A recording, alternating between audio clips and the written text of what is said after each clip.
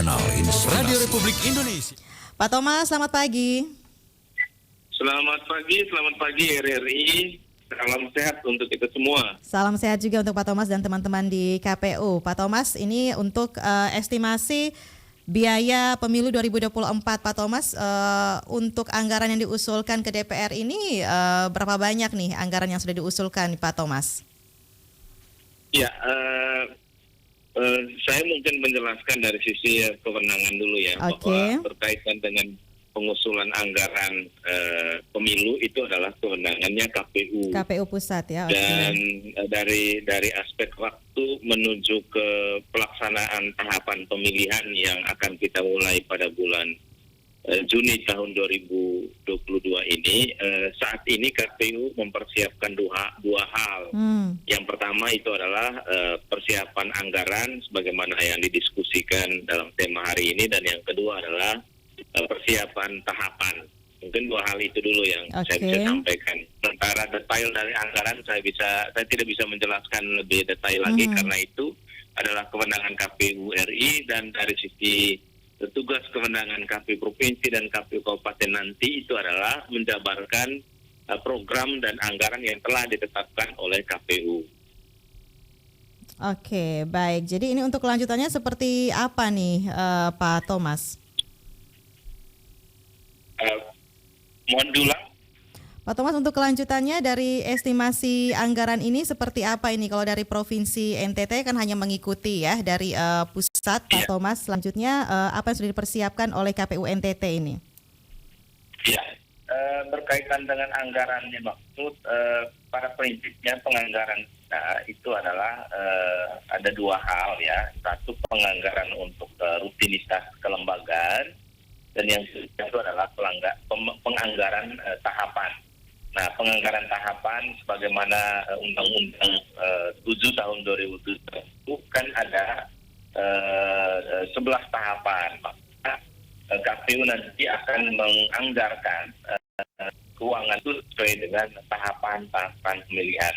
Dan sebagaimana dalam yang yang disiarkan oleh RRI dalam waktu-waktu terakhir juga telah kami sampaikan bahwa kemungkinan tahun ini ada 5 tahapan yang akan diselenggarakan terkait dengan pemilu 2024. Antara lain itu adalah penyusunan program anggaran, lalu yang kedua verifikasi partai politik, lalu yang ketiga itu adalah penetapan daerah pemilihan, lalu persiapan pemutahiran data pemilih, dan juga persiapan menuju pencalonan, khususnya calon DPD. Jadi ada kurang lebih 5 tahapan yang akan kita selenggarakan di tahun ini. Oke, dan ini mulainya kapan ini? Apalagi di tahap yang pertama ini ya, khusus penyusunan anggarannya ini, Pak Thomas. Ya, kalau dari anggaran ini, sebagaimana yang saya sebut awal bahwa menuju ke tahapan itu kita mengacu kepada Undang-Undang 7 tahun 2017 bahwa tahapan penyelenggaraan dimulai paling lambat 20 bulan sebelum tanggal pemungutan suara. Sebagaimana yang kita ketahui, tanggal pemungutan suara 2024 itu kan tanggal 14 Februari. Berarti kalau dihitung 20 bulan dihitung sejak 14 Februari 2024, berarti kita mulai tahapan itu nanti paling lambat tanggal 14 Juni tahun 2022 ini. Nah, sejak itulah kita akan menyelenggarakan 11 tahapan. Dan sebelum menuju ke sana, maka dua hal yang saya sudah jelaskan tadi, kita akan mempersiapkan anggarannya, dan yang kedua mempersiapkan tahapannya. Anggaran saat ini, sebagaimana berita yang dirilis oleh tribunnews.com bahwa anggaran sedang diajukan di DPR RI, dan saat ini KPU sedang melakukan pembahasan anggaran dimaksud. Jadi harapan kita nanti sebelum dimulainya tahapan 20 bulan sebelum hari pemungutan suara atau tanggal 14 Juni, maka anggaran itu sudah tersedia dan siap untuk digunakan. Oke, dan ini untuk anggaran di KPU NTT sendiri nanti menunggu ya, kita masih sama-sama menunggu ini ya, bagaimana keputusan dari KPU pusat nanti. Nah ini kalau coret-coret dari KPU NTT Sudah ada belum nih ancang-ancangnya begitu Pak Thomas ya, melihat dari pengalaman pemilu sebelumnya, apakah dari KPU NTT bisa menganalisa begitu untuk pemilu 2024 nanti, apakah ada peningkatan anggaran semacam itu Pak Thomas? Ya, ini ya, kami juga sebagaimana yang disebutkan tadi bahwa kita nanti akan ada penjabaran anggaran yang sudah ditetapkan. Tapi minimal anggaran dimaksud itu kan mencukupi kebutuhan anggaran tahapan.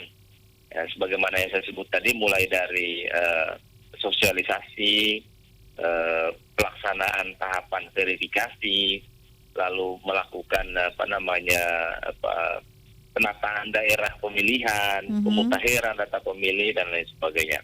Jadi kita tidak bisa menghitung dia secara keseluruhan, karena kalau menghitung anggaran tahapan pemilu secara keseluruhan itu kan sampai dengan tahun 2024. Lalu kita juga tidak bisa menghitung berapa real setiap tahun di setiap provinsi, tetapi karena KPU menganggarkannya untuk seluruh Indonesia atau bersifat nasional, maka sebagaimana yang saya sebutkan tadi bahwa kami akan menjabarkan lebih lanjut sesuai dengan kebutuhan tahapan pemilihan. Kalau sedangkan anggaran-anggaran rutin lainnya, yaitu anggaran rutin, kita ada istilah itu DIPA, daftar isian pelaksanaan anggaran, itu kita sudah memperolehnya setiap awal tahun gitu. Sedangkan untuk anggaran tahapan akan kita jabarkan lebih lanjut sesuai dengan petunjuk yang dikeluarkan oleh KPU, dan biasanya secara teknis KPU akan memberikan petunjuk teknis pelaksanaan anggaran yang menjadi pedoman bagi KPU untuk melaksanakan seluruh program tahapan sesuai dengan jadwal yang sudah ditetapkan. Oke, baik Pak Thomas, kita masih menunggu karena dari KPU NTT sendiri belum bisa menyebutkan itu ya, karena belum ada keputusan anggaran ini. Oke, kalau untuk sekarang persiapan apa nih yang sedang dilakukan oleh KPU NTT ini Pak Thomas? Ya, saat ini kita melakukan lebih ke persiapan internal kelembagaan ya.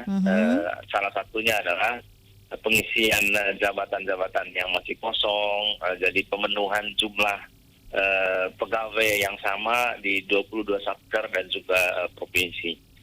Sedangkan menuju tahapan, kita sudah beberapa kali melakukan rapat-rapat, baik itu rapat pimpinan maupun rapat koordinasi. Terakhir kemarin di KPU RI masih diteruskan persiapan untuk simulasi pemungutan dan penghitungan suara dengan penyederhanaan surat suara.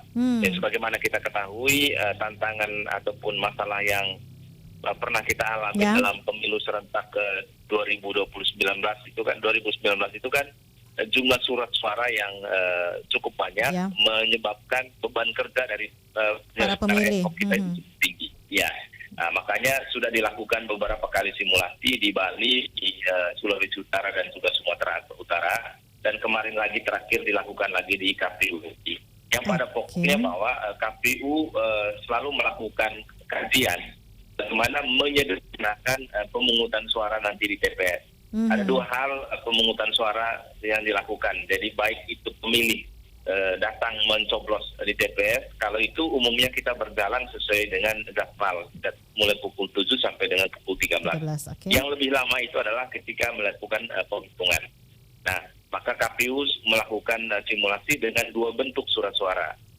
Dua bentuk model, satu jumlah surat suara sebanyak 3, dan yang kedua adalah simulasi jumlah surat suara sebanyak 2. Jumlah surat suara sebanyak 3 itu surat suara pertama berisi surat suara pemilihan presiden wakil presiden dengan DPR RI, yang kedua adalah pemilihan DPD, dan yang ketiga adalah pemilu DPR provinsi dan DPRD kabupaten. Sedangkan surat suara simulasi kedua adalah hanya 2 surat suara, yaitu surat suara presiden dan DPR RI, dan surat suara kedua adalah surat suara DPD, DPRD provinsi dan DPRD kabupaten.